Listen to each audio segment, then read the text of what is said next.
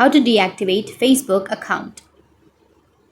So if you want to deactivate your Facebook account, then what you need to do is first make sure that you have a stable internet connection. After that, you need to open up your Facebook application. After opening your Facebook, you need to go with the upper right, which has that 3 horizontal lines.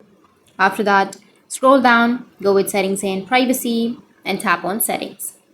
Now under settings, you need to go with the account center.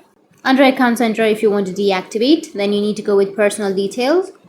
Under personal details, go with account ownership and control and select deactivation or deletion. From here, select your Facebook account, and after that, go with deactivate and then tap on continue.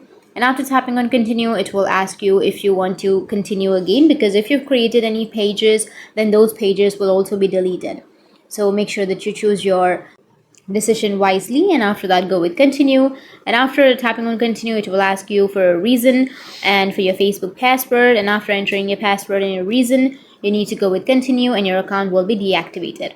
So that's it, and if you have any questions, feel free to comment below. Thanks for watching.